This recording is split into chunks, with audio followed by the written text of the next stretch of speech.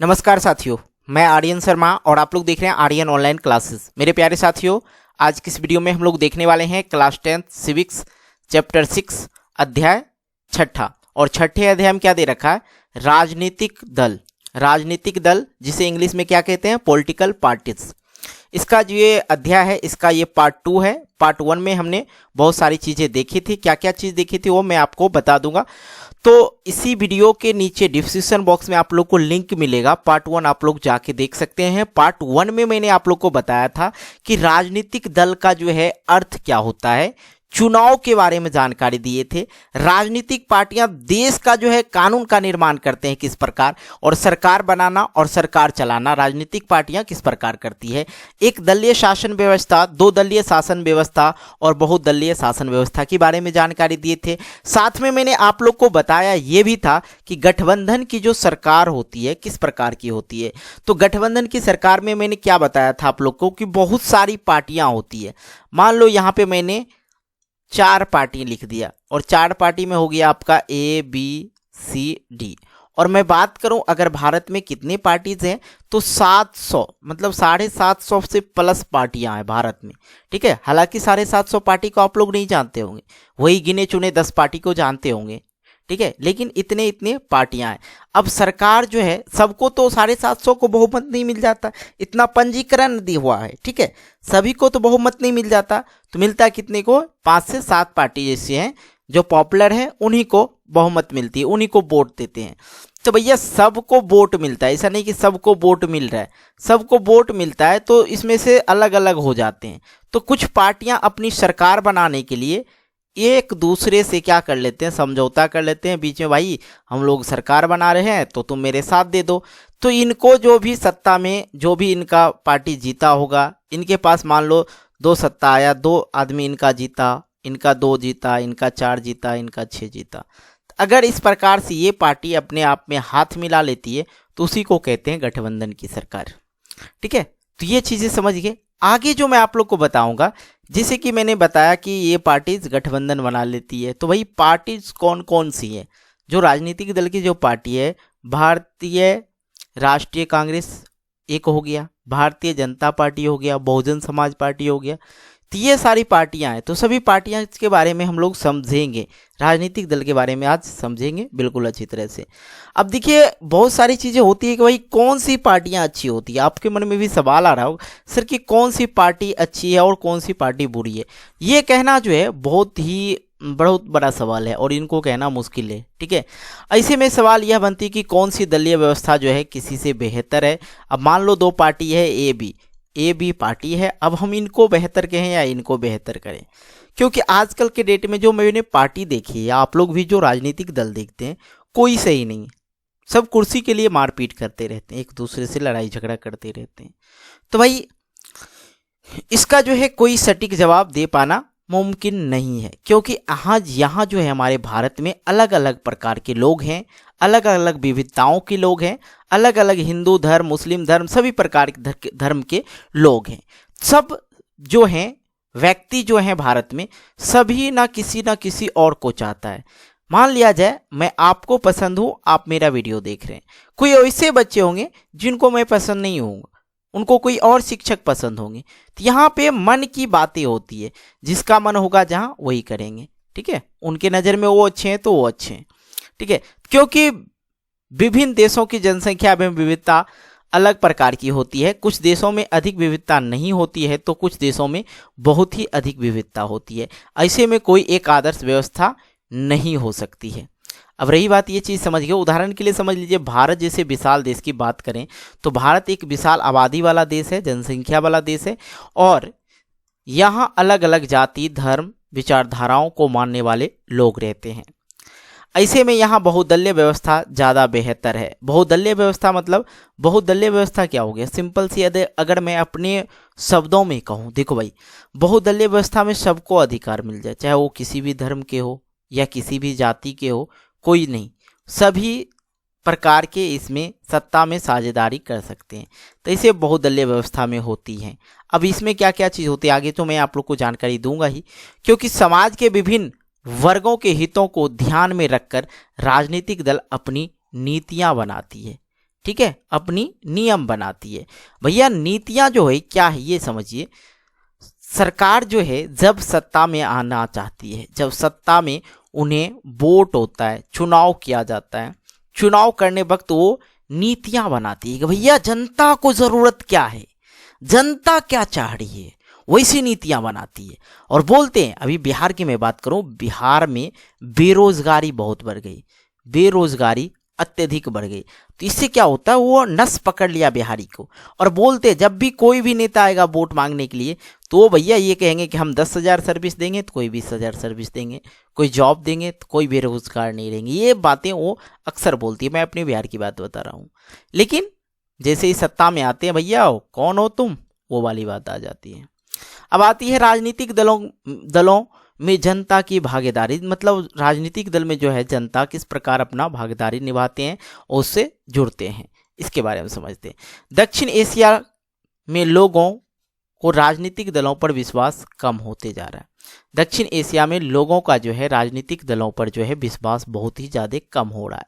और दक्षिण एशिया में ही क्यों, संपूर्ण संसार में राजनीतिक दल ही एक ऐसी संस्था है जिस पर लोगों का विश्वास और भरोसा जो है बहुत कम करते हैं। भैया आप राजनीतिक दल पे विश्वास करते हो? आप मुझे कमेंट करके बताना, क्योंकि मैं तो नहीं करता हूं। कोई भी आ जाए, चाहे वो आपका कोई भी नेता आ जाए, मैं उनको बिलीव नहीं करता हूं, उन पे विश्वास नहीं कर। कब क्या करेंगे नहीं करेंगे कहना मुश्किल है, क्योंकि अभी जो है सभी कुर्सी के लिए मारपीट कर रहे हैं। क्यों, किस पे विश्वास करो भाई? कोई तो हक के लिए काम नहीं कर रहे हैं। कोई कुछ करते हैं तो कोई सही करते हैं तो कोई गलत कर देते हैं। जो इंसान कभी सही कभी करता था, वो आज इंसान गलत कर रहा है। ठीक है।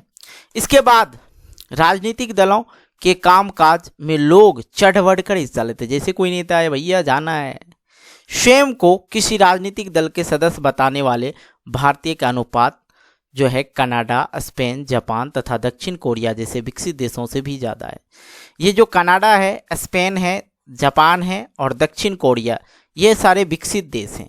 ठीक है, यहाँ पे सभी चीज़ की उपलब्धता है, विकसित देश हैं। और भारतीय जो हैं, इसमें ये सभी में से क्या करते हैं, स्वयं को किसी राजनीतिक दल का सदस्य बताएंगे।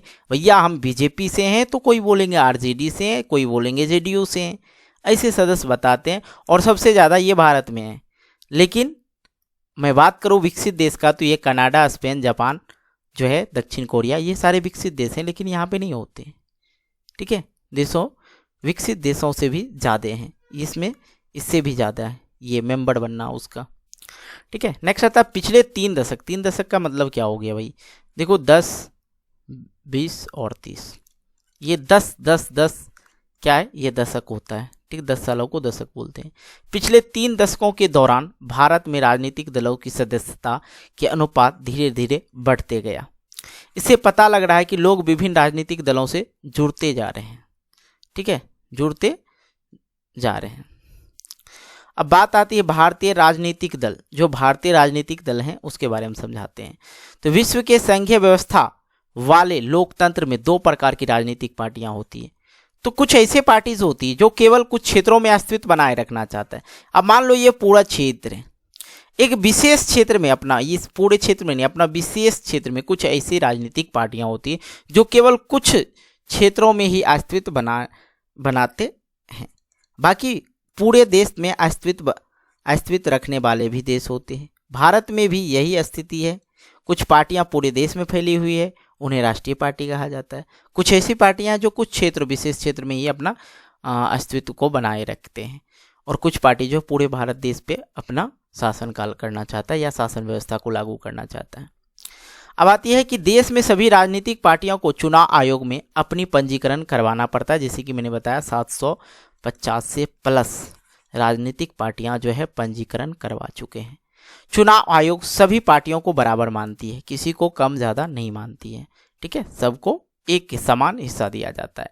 लेकिन यह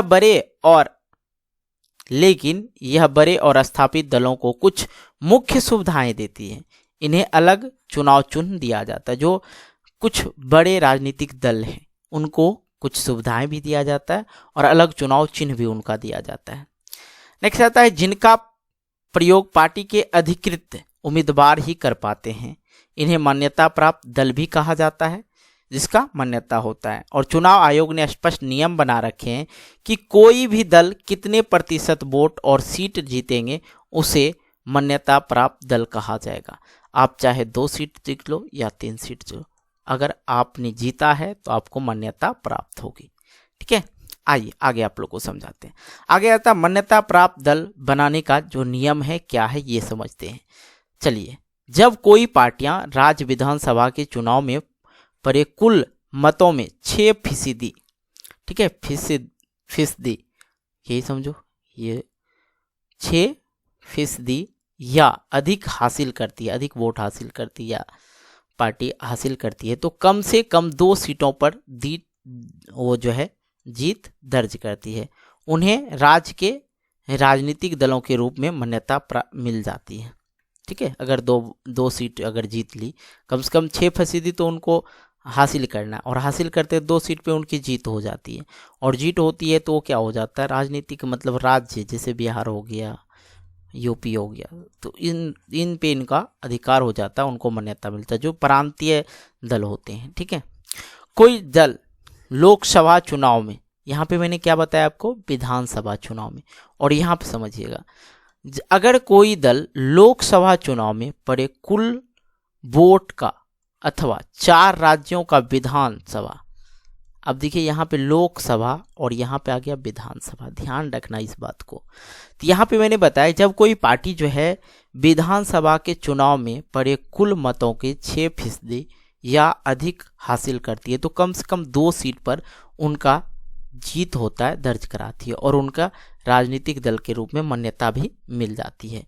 लेकिन यहाँ पे क्या है, ये क्या करते हैं लोकसभा वाला, जब दल लोकसभा चुनाव में पड़े कुल वोट का अथवा या 4 राज्यों के विधानसभा के चुनाव में पड़े कुल वोटों के 6% हासिल करता है, तो लोकसभा का चुनाव कम से कम 4 पार्टियां पर क्या करती है, 4 सीटों पर जीत दर्ज करती है, और उन्हें राष्ट्रीय दल की मान्यता प्राप्त मिलती है, जिसे राष्ट्रीय दल कहते हैं। अब आइए आपको बताते हैं 2006 ईस्वी में 6 दल थे, ये जो 6 दल थे 2006 में 6 दल थे, अब जो है ये बढ़ के 8 हो गया, वर्तमान समय में जो है 8 हो गया, और इन सभी को मान्यता भी जो है वर्तमान NCERT बुक में जो दे रखा है 8 राष्ट्रीय स्तर पर इन्हें मान्यता प्राप्त है। ठीक है, अब आपको कुछ चीज़ें बताते हैं जिन्हें मान्यता प्राप्त है। All India Trinamool Congress, National People's Party, Bharatiya Rashtriya Congress, Bharatiya Janata party, Bahujan Samaj party, भारतीय कम्युनिस्ट पार्टी, मार्क्सवादी, और इसके अंदर 2 पार्टी आ जाती है, फूट डालती है, टूट पड़ती है, और राष्ट्रवादी कांग्रेस पार्टी। तो सबसे पहले मैंने यहाँ पे आपको बताया 1 नंबर में भारतीय राष्ट्रीय कांग्रेस, तो इसके बारे में समझ लीजिए। भारतीय राष्ट्रीय कांग्रेस के बारे में समझाते हैं। इसे आमतौर पर कांग्रेस पार्टी कहा जाता है, और यह दुनिया का सबसे प्राचीन पार्टी में से एक है, मतलब पुरानी पार्टी है, और इसकी स्थापना जो हुई थी 1885 ईस्वी में हुआ था, और देश कब आज़ाद हुआ था, 1947 ईस्वी। हम सोच सकते हैं कब ये पार्टियां आई थी। और 1850 ईस्वी में एओ हयूम द्वारा की गई थी, और इस पार्टी में कई बार विभाजन भी हुआ, और भारत देश की आज़ादी के बाद राष्ट्रीय और प्रांतीय स्तर पर इस पार्टी ने सबसे महत्वपूर्ण भूमिका निभाई थी। और यही पार्टी सबसे अत्यधिक शासन भी किया है देश पर, अपने देश पे। ठीक है, आज़ादी के बाद से लेकर आज तक देश में सबसे अधिक समय इसी पार्टी की सरकार रही है, और 1989 के बाद इस पार्टी को जन समर्थन में कमी आ गई। मैं बात कर रहा हूँ किस पार्टी की, कांग्रेस पार्टी की। आज़ादी से 1947 में आज़ाद हुआ, और एक बार 1977 ईस्वी में ये पार्टी जो है टूटी थी, फिर जाके 1989 ईस्वी में इस पार्टी को जो है वोट जो है बहुमत जो है कम मिलने लगा, और कांग्रेस पार्टी की विचारधारा मध्यम मार्गीय है। ठीक है, ये ना तो वामपंथी है और ना दक्षिणपंथी है, ये चीज़ समझ में आ गया। इस वर्ग में धर्मनिरपेक्ष तथा अल्पसंख्यक का मतलब हो गया जिसकी संख्या कम हो, संख्या जो है कम हो, समुदाय के हितों को अपना प्रमुख एजेंडा बनाया। ठीक है, इसने क्या किया, ये जो पार्टियां थी इसने क्या किया, धर्मनिरपेक्ष और अल्पसंख्यक समुदाय के हितों में अपना प्रमुख एजेंडा बनाई थी। और 1889 के बाद भारतीय राजनीति में किसी भी राजनीतिक दल को पूर्ण बहुमत नहीं मिलने लगा। अब भैया होता क्या है, अब बहुत सारी पार्टियां आ गई तो सभी पार्टियों को बहुमत नहीं मिलने लगा। ऐसा नहीं कि कांग्रेस कोई नहीं, ये जो है धीरे धीरे लोग शिक्षित हो गए और लोग सब अलग अलग पार्टीज को पसंद करने लगे और वहाँ पे कुछ ना कुछ बहाने बना के पार्टियां वोट लेती थी। ऐसे में जो भी सरकार आई वो सारी गठबंधन की सरकार आई थी, जो अभी भी इधर हाल फिलहाल के 1-2 दिन की बात है, नीतीश कुमार फिर से पलट के आ गए किसमें, इसमें जो हमारे सीएम है, बिहार के जो सीएम है नीतीश कुमार, फिर से लालू यादव से हाथ मिला लिया। एक बार और ऐसा ही हुआ था, नीतीश, मैं आपको जानकारी के लिए बता रहा हूँ, बाकी ज़्यादा कुछ सोचना नहीं। नीतीश और लालू का एक बार गठबंधन की सरकार थी पहले, ठीक है, इससे पहले कुछ दिन पहले की बात है, तो सरकार थी गठबंधन की सरकार, जिसमें नीतीश कुमार सीएम से थे और ये लालू के जो पुत्र थे वो उप मुख्यमंत्री थे। ये जो मुख्यमंत्री थे और ये क्या थे, उप मुख्यमंत्री थे। फिर से वही कहानी आया, पलटी मार दिया था यहाँ पे नीतीश कुमार जी, फिर से आज वही टाइम आया, फिर से यही कहानी को दोहराया गया, किसने, नीतीश कुमार ने। ये चीज़ समझ में आ गई आप लोग को। अब आते हैं भारतीय जनता पार्टी के बारे में समझाते। भारतीय जनता, पुरानी भारतीय जनसंघ की पुनर्जीवित करके 1980 में यह पार्टी बनी थी और यह पार्टी राष्ट्रवाद पर आधारित है और यह पार्टी जो है जम्मू कश्मीर को विशेष दर्जा दिलाने के विरुद्ध है। यह पार्टी समस्त भारत में रहने वाले लोगों के लिए समान नागरिक संहिता बनाने के और धर्मांतरण पर रोक लगाने के पक्ष में है। नेक्स्ट आता है कि 1990 में के दशक में इस पार्टी का समर्थन आधार बहुत व्यापक हुआ और भारतीय जनता पार्टी ने अपना एक गठबंधन, राष्ट्रीय जनतंत्र गठबंधन बनाया और वर्तमान में विदेश राष्ट्रीय जनतंत्र गठबंधन की भी सरकार है। ये चीज़ें समझ में आ गई, कहीं कोई दिक्कत की बात नहीं थी, उसमें ज़्यादा समझाने की बात ही नहीं थी। अब आता है बहुजन समाज पार्टी। स्वर्गीय कांसीराम के नेतृत्व में 1984 ईस्वी में यह पार्टी का गठन हुआ, ठीक है।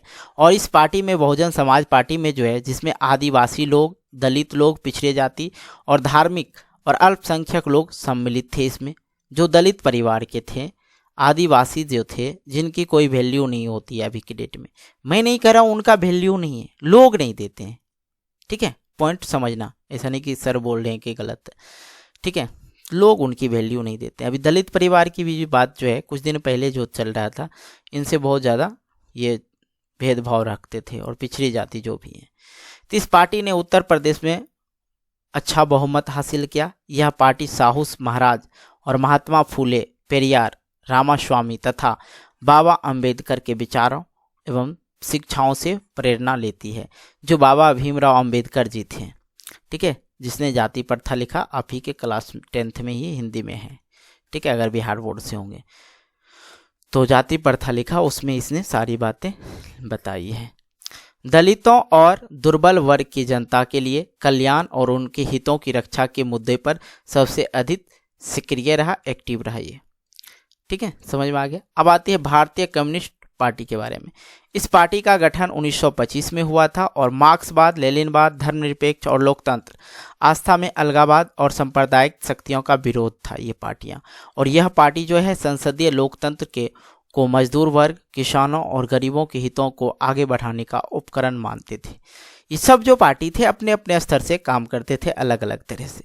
तो ये भारतीय कम्युनिस्ट पार्टी जो था, यह पार्टी का गठन हुआ था 1905 में। मार्क्सवाद, लेनिनवाद, धर्मनिरपेक्ष और लोकतंत्र और आस्था, अलगाववादी और सांप्रदायिक शक्तियों का ये जो था विरुद्ध था। और यह पार्टी जो था संसदीय लोकतंत्र को मजदूर वर्ग, किसान वर्ग और गरीबों के हितों को आगे बढ़ाने का एक उपकरण मानती थी, ठीक है, आगे बढ़ाने का एक उपकरण मानते थे। अब आता है नेक्स्ट, इस पार्टी में जो है 1964 में फूट डाली गई, ठीक है, ये पार्टी में। और इसके बाद यह पार्टी 2 हिस्से में बट गई। कौन सी पार्टी? ये भारतीय कम्युनिस्ट पार्टी जो है 2 हिस्से में बट गई। तो कौन कौन पार्टी थी? सीपीआई थी और सीपीआई मार्क्सवादी था। तो केरल और पश्चिम बंगाल, आंध्र प्रदेश, पंजाब और तमिलनाडु में इस पार्टी का जनधारा था, ठीक है, किसका? सीपीआई मार्क्सवादी का, इस पार्टी का जो ये था। आगे मैं आप लोग को लेके चलता हूँ, आगे और भी चीज़ें समझाते हैं। आगे आ जाता है आप लोग का 5वां, भारतीय कम्युनिस्ट पार्टी मार्क्सवादी। तो ये जो मैंने आप लोग को बताया मार्क्सवादी सीपीआई के बारे में आगे देख लेंगे, लेकिन सीपीआई मार्क्सवादी क्या होता है ये तो पार्टी के नाम है, ये पार्टी का नाम है। और ये पार्टी में मार्क्सवादी क्यों जुड़ा है ये समझ लीजिए। तो ये जो है 1964 ईस्वी में गठन हुआ था। मार्क्सवाद और लेनिनवाद तथा आस्था, समाजवाद, धर्मनिरपेक्षता और लोकतंत्र के समर्थक और सांप्रदायिक तथा साम्राज्यवाद के विरोधी यह पार्टी भारत में सामाजिक आर्थिक न्याय के लक्ष्य साधने में लोकतांत्रिक चुनाव को मददगार और आवश्यक मानती थी। इस पार्टी का समर्थक जो था पश्चिम बंगाल और केरल, त्रिपुरा में है। ठीक है, इस पार्टी के अत्यधिक समर्थन वहीं पे है। इस पार्टी को गरीब मजदूर, खेतिहार मजदूरों, जो खेतिहार मजदूर हैं, बुद्धिजीवियों के बीच बेहतर पकड़ था इस पार्टी का। और यह पार्टी मुल्क में जो पूंजी और सामानों का मुक्त आवाजाही का अनुमति देने लगी नई आर्थिक नीतियों को आलोचना करती थी। ये पार्टियां अपने अपने जगह पे सभी पार्टियां सही ही थी। अब देखिए, क्योंकि सबको अपना अपना सरकार बनाना था, शासन करना था, इसलिए बहुत सारी चीज़ें वो जो है नियम कानून देते रहते थे, लोगों का अच्छे विचार बताते रहते थे। अब पार्टी माने के बाद हालांकि इंसान बदल ही जाती है, आप भी जानते हैं। राष्ट्रवादी कांग्रेस पार्टी, तो ये चीज़ मैं आप लोग को समझाता हूँ। कांग्रेस पार्टी में बंटवारा के बाद 1999 में यह पार्टी बनी। लोकतंत्र, गांधीवाद, धर्मनिरपेक्षता, सामाजिक न्याय और संघवाद में आस्था रखती थी। कांग्रेस पार्टी में बंटवारा के बाद 1999 में यह पार्टी बनी थी। ठीक है, कांग्रेस का जो बंटवारा हुआ था, ठीक है, कांग्रेस में जब बंटवारा हुआ था ये पार्टी उस समय बनी थी 1999 में। कौन सा? राष्ट्रवादी कांग्रेस पार्टी। और ये पार्टी जो थी लोकतंत्र, गांधीवाद और धर्मनिरपेक्ष, सामाजिक न्याय और संघवाद और आस्था रखती थी इस सभी चीज़ में। यह पार्टी सरकार के मुख्य पदों में केवल भारत में जन्मे नागरिकों को लिए आरक्षित करना चाहते थे, जो भारत के वासी थे। और महाराष्ट्र में इस पार्टी को जनाधार प्राप्त हुआ। ठीक है, जनाधार इसे प्राप्त हुआ। इस पार्टी का जन समर्थन मेघालय, असम और मणिपुर में है। इस पार्टी का जन समर्थन, लोगों का जो समर्थन है, मेघालय में अत्यधिक है, असम और मणिपुर में भी है। ये चीज़ें समझ गए और कहीं कोई दिक्कत नहीं हुआ होगा। भैया वीडियो लाइक नहीं करते हो यार, बहुत ज़्यादा दुख होता है, वीडियो लाइक कर दिया करो। साथ ही हम आपको कुछ चीज़ें और भी बताते हैं। जैसा कि आप लोग को पता है, आपके सामाजिक विज्ञान में सामाजिक विज्ञान बहुत ज़्यादा पढ़ना ज़रूरी है, क्योंकि आपके बोर्ड एग्ज़ाम के साथ साथ आपके कंपटीशन एग्ज़ाम के लिए भी महत्वपूर्ण होती है। हिस्ट्री, ज्योग्राफी आपका, और ये सिविक्स के जो 6ठे अध्याय पढ़ रहे हैं हम लोग। ठीक है, ये नेक्स्ट वीडियो में 7वां अध्याय आएगा, तो आप लोग का जो है हिस्ट्री, ज्योग्राफी, सिविक्स ख़त्म हो जाएगा आप लोग का। यार एग्ज़ाम बहुत नज़दीक है, तैयारी करनी है, तो इस वीडियो के नीचे डिस्क्रिप्शन बॉक्स में जाओ, बहुत सारी चीज़ें आप लोग को मिल जाएगा। नोट्स वगैरह डाउनलोड करना है तो आप लोग को मैं बता दूंगा आगे किस प्रकार से डाउनलोड करना, लेकिन पढ़ो भाई। आप लोग का सामाजिक विज्ञान का पूर्णतः कोर्स मैं ख़त्म करूँगा, कहीं कोई दिक्कत की बात नहीं है। ठीक है, आप लोग को प्ले लिस्ट में जाके देखिएगा, प्ले लिस्ट में आपको बहुत सारी चीज़ें मिल जाएगी। प्रांतीय दल और क्षेत्रीय दल के बारे में आपको समझाते हैं। इन पार्टियों के अलावा अन्य मुख्य पार्टियों को क्षेत्रीय दल और प्रांतीय दल के रूप में मान्यता मिली है। इसके पीछे यह कारण है कि इन्हें कुछ प्रांतों में ही समर्थन प्राप्त है। ठीक है, यह जरूरी नहीं है कि अपनी विचारधाराओं और नज़रिए में यह पार्टी क्षेत्रीय ही हो। इसमें अखिल भारतीय दल है, लेकिन इन्हें कुछ ही प्रांतों में कामयाबी मिली है। अब कुछ पार्टी जो ऐसी है जो अपने अपने राज्य में ही उनका समर्थन मिला है, तो उसे ही प्रांतीय हम लोग बोलेंगे। कुछ ही राज्यों को लोग उन्हें जानता है, उनका समर्थन करता है। ठीक है, तो ये चीज़ें सी। अब आती है बात की समाजवादी पार्टी, समता पार्टी, राष्ट्रीय जनता दल का राष्ट्रीय स्तर पर राजनीतिक संगठन, और इनके अनेक राज्य में इकाई हैं। बीजू जनता दल, सिक्किम लोकतांत्रिक मोर्चा, जिस मोर्चा का मतलब क्या हो गया, मोर्चा का मतलब क्या हो गया, जो अभी चल रहा गठबंधन, मोर्चा बोलिया गठबंधन था। मिजो नेशनल फ्रंट, जैसी पार्टी अपने क्षेत्रीय पहचान को लेकर सजग है। और 1889 के बाद क्षेत्रीय पार्टी का महत्व बढ़ा, क्योंकि 1889 के बाद सभी सरकारें गठबंधन सरकार रही है। ठीक है, ऐसे याद रखना आप लोग को। 1989 है ना, 1989। अगर आपके ऑप्शन में 1999 मिले तो आप लोग दे सकते हैं। ठीक है, ज़्यादातर याद रखना 1989, क्योंकि इसके बाद जो है सभी सरकार जो है गठबंधन की सरकार बनी थी। ठीक है, ये चीज़ें समझ में आ गई आप लोग को। अब आती है कि कुछ पार्टियां कांग्रेस के गठबंधन संयुक्त प्रगतिशील गठबंधन में शामिल हैं। जो कुछ पार्टियां भारतीय जनता पार्टी के गठबंधन में, राष्ट्रीय जनतांत्रिक गठबंधन में शामिल है। ठीक है, अब राजनीतिक दलों की चुनौतियां। अब देखिए राजनीतिक दलों की जो क्या चुनौतियां थी ये समझाते हैं आप लोग को। अब देखिए राजनीतिक दलों की समक्ष चुनौतियां, वंशवाद की चुनौतियां,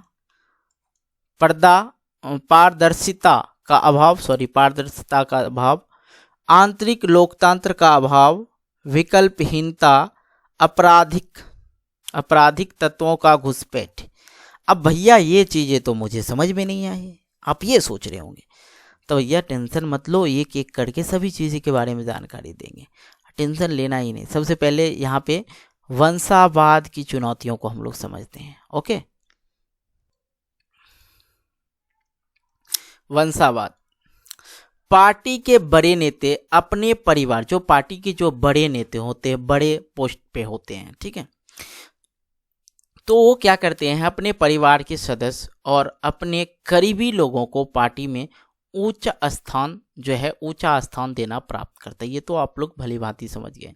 ऐसे में जो कार्यकर्ता ईमानदारी से कार्य करता है उसके साथ अन्याय होता है। भैया हम आपके पीछे पार्टी के पीछे 5 साल बउआए हैं, 10 साल बउआए हैं, नारा लगाए हैं, आप अपने बेटे पोते को दे रहे हैं, ये तो गलत बात है। इससे क्या होता है, जो कार्यकर्ता होता है वो उनके साथ क्या हो रहा है, अन्याय होता है। आप पारदर्शिता की कमी और भ्रष्टाचार समझ लीजिए। राजनीतिक दलों में पारदर्शिता की कमी एक बड़ी समस्या है। कई बार राजनीतिक दलों द्वारा घटोले सामने आ जाते हैं। वो बहुत सारी, ये तो बताने की बात नहीं, बहुत सारे घटोले आप लोग जान रहे राजनीतिक पार्टियां में। तो है आपराधिक तत्वों का घुसपैठी। राजनीतिक पार्टियों की चिंता चुनाव जीतने की होती है। इसके लिए पार्टियां कोई भी तरीका अपनाने को तैयार हो जाते हैं। यहाँ तक भैया मर्डर हो जाता है आजकल की डेट में। ठीक है, कई बार ऐसे उम्मीदवार को उतारा जाता है जिस पर कोई क्रिमिनल मुकदमे चल रहे हैं, कई बहुत सारे क्रिमिनल मुकदमे चल रहे, जेल से भाई लोग लड़ लेते हैं इलेक्शन। ऐसे में जब आपराधिक प्रवृत्ति के लोग राजनीति में आएंगे तो इसे राजनीति का स्तर भी गिरता है। ये चीज़ आप लोग भी समझ गए। अब आइए आगे आप लोग को समझाते हैं। पार्टी के अंदर लोकतंत्र ना होना, राजनीतिक पार्टियों में शक्ति कुछ नेताओं के हाथ में होती है। वह चाहे वैसा पार्टी को चला सकते हैं। ऐसे में कार्यकर्ताओं के साथ भी अन्याय होता है। पार्टी के अंदर लोकतंत्र ना होना, मतलब लोकतंत्र का मतलब होता है जो पार्टी के लोग हैं उसके अंदर भेदभाव नहीं होनी चाहिए। वो सभी पार्टियां, सभी शक्तियां सेम होनी चाहिए, लेकिन ऐसा नहीं होते। जो पार्टी के लोग होते हैं, राजनीतिक पार्टियों की जो शक्तियां होती हैं, वो कुछ ही नेताओं के पास होती, कुछ ही के हाथ में होती है। वो चाहे जैसा करना वैसा कर सकते हैं, वैसा पार्टी को चला सकते हैं। ऐसे में जो कार्यकर्ता लोग होते हैं उनके साथ क्या हो रही है, अन्याय हो रही है। आई होप आप लोग समझ रहे हैं। ठीक है, अब विकल्पहीनता क्या होती है समझ लीजिए। बहुत ही इंपॉर्टेंट चीज पढ़ा रहा हूँ भाई। सार्थक विकल्प का अर्थ होता है, जो विकल्प का जो अर्थक होता है, विभिन्न पार्टियां की नीतियां तथा कार्यक्रम में एक महत्वपूर्ण अंतर होना। सार्थक विकल्प का अर्थ होता है कि विभिन्न पार्टियां की जो नीतियां तथा कार्यक्रम में महत्वपूर्ण अंतर होना चाहिए। भैया ये एक पार्टी है, इनकी नीतियां अलग है, इनकी कार्यक्रम अलग है, तो अलग होना चाहिए, अंतर होना चाहिए। लेकिन हाल ही कुछ वर्षों में दलों के मध्य वैचारिक अंतर कम होते जा रहे हैं। यह प्रवृत्ति पूरे विश्व में दिख रही है। जैसे कि Britain labour party conservative party के मध्य अब बड़ा कम अंतर रह गया है। ये अंतर कम रह गया। ये बोलेगा कि हम 10,000 नौकरी देंगे, तो ये बोलेगा हम 12,000 नौकरी देंगे। एक ही बात को ये दो बार बोलते रहते। भैया राजनीतिक पार्टी हमें क्या है, आपको बुक पढ़ा रहे हैं। दलों को कैसे सुधारा जा सकता है, जो दल हैं उनको कैसे सुधारा जा सकता है, ये एक महत्वपूर्ण चीज़ है हमारे जीवन रेखा में। ये एक चीज़ महत्वपूर्ण है, किस प्रकार हम सुधारेंगे। आइए, राजनीतिक दलों को अपने खर्चों का प्रबंध करना चाहिए। दलों के प्रभावशाली व्यक्तियों या कंपनियों के प्रभाव में नहीं आना चाहिए, किसी बड़ी कंपनियों के हाथ में नहीं देनी चाहिए।